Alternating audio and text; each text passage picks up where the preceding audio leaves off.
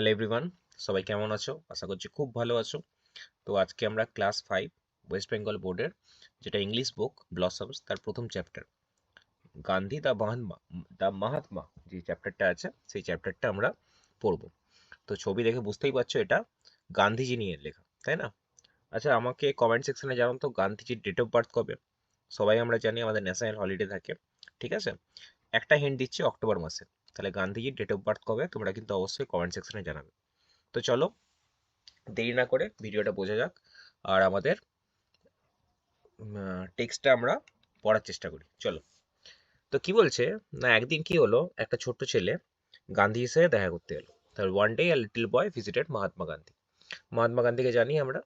তো গান্ধীজির ড্রেসটা আমরা জানি সবসময় গান্ধীজি কি থাকে, তার গা খালি গা বা হয়তো একটা ধুতি পরে আছেন বা গায়ে একটা হয়তো সাধারণ কোনো একটা চাদর টাইপের দেওয়া আছে। তো গান্ধীজির ড্রেস সারপ্রাইজ দ্য বয়, ছেলেটা খুব অবাক হলো গান্ধীজির এই ড্রেসটা দেখে।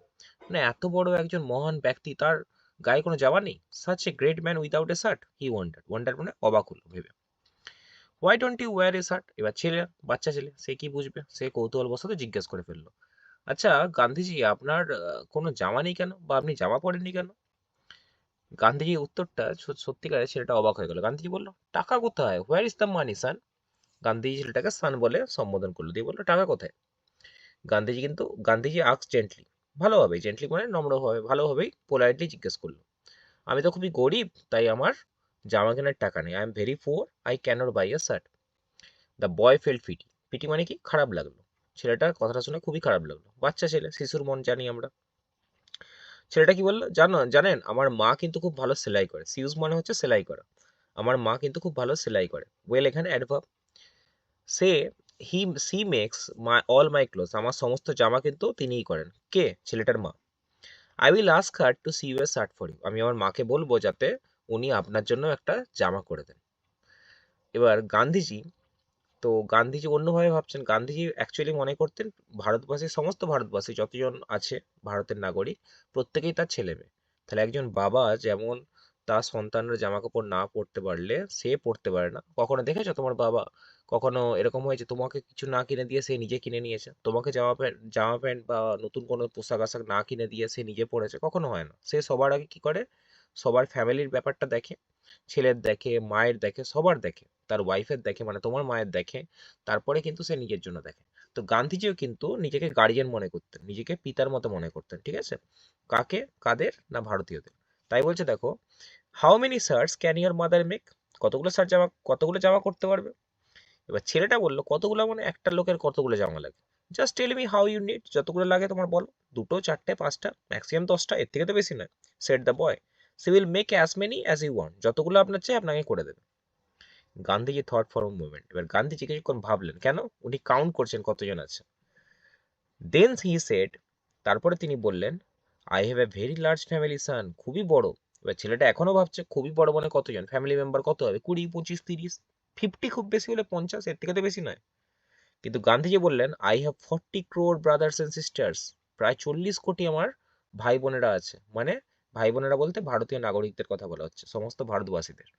তাহলে উনি কিন্তু নিজের জন্য বলছেন না। যেমন বাবা নিজে না কিনে বাকিদের দেয় বা বাকিরা না পড়লে উনি পড়তে পারেন না, সেরকম গান্ধীজিও বলছেন বাকিরা না পড়লে আমি পড়তে পারবো না। আজকে আমি একটা জামা পরে নেবো, কিন্তু বাকিরাও তো গরিব, তারা কি পড়বে? Till every one of them has a shirt, how can I wear one? যদি সবাই একটা করে জামা না পরে বা সবার গায়ে জামা না থাকে, তাহলে আমি অ্যাজ এ গার্ডিয়ান, আমি ভারতীয়দের যেখানে আমি নিজের মনে করি, তারা না পড়লে আমি কি করে নিজে পড়তে পারবো? গান্ধীজি আক্সড, কাকে? ছেলেটাকে জিজ্ঞেস করলো। The reply surprise the boy, 40 crore brothers and sisters. এবার এই উত্তরটা গান্ধীজি বললেন যে আমার এতজন ভাই বোন আছে, এটা সত্যি ছেলেটাকে অবাক করে দিল। ছেলেটা ভাবছে, হ্যাঁ, 40 crore brothers and sisters. Gandhiji was right. এবার যেটা বললাম, গান্ধীজি ঠিকই বলেছিলেন। 40 কোটি অস্বাভাবিক কিছু নয়, কোনো একজনের, হ্যাঁ, নিজের ব্লাড রিলেশন হয়তো হবে না, কিন্তু after all Gandhiji felt all the people of India were his family members. প্রত্যেকটা ইন্ডিয়াতে যতজন আছে প্রত্যেকে কিন্তু গান্ধীজির কি একজন ফ্যামিলি মেম্বার। ওকে, আমাদের এতটা অবধি ইউনিট 1 হলো। নেক্সট ভিডিওতে আমরা ইউনিট 2 আর এর যে পরের পার্টগুলো আছে সেগুলো আমরা ভিডিও করব, ঠিক আছে? তো ভিডিও কেমন লাগলো অবশ্যই তোমরা জানাবে কমেন্ট সেকশনে। আর যদি আরও কোনো টেক্সট নিয়ে তোমাদের ভিডিও করতে হয় তুমি আমাকে নিশ্চয়ই বলতে পারো। আমি basically English grammar, literature, ICSC, CBSC, ISC, West Bengal board, state board, আর আমরা কলেজ রিলেটেড, অলিম্পিয়াড, ইভেন লিটারেচারের টেক্সট বেস কলেজের জন্য আমরা কিন্তু ভিডিও করে থাকি। বেসিক্যালি তোমাদের যেখানে যা ডাউট তুমি জানতে পারো। আমার স্পেশালাইজেশন ইংলিশ গ্রামার। আর যদি ফিউচার এরকম আরও কন্টেন্ট পেতে চাও অবশ্যই চ্যানেলটা সাবস্ক্রাইব করবে, যাতে চ্যানেলটা না হারিয়ে যায়। আমি তোমাদের জন্য অনেক কন্টেন্ট এনে থাকি, তোমরা প্লে লিস্টে দেখে নিতে পারো। আর গ্রামার রিলেটেড কোনো কোশ্চেন থাকলে ডেফিনেটলি বলতে পারো, কমেন্টে কোশ্চেন জানাতে পারো। আমি ম্যাক্সিমাম কমেন্টে রিপ্লাই দেওয়ার চেষ্টা করি।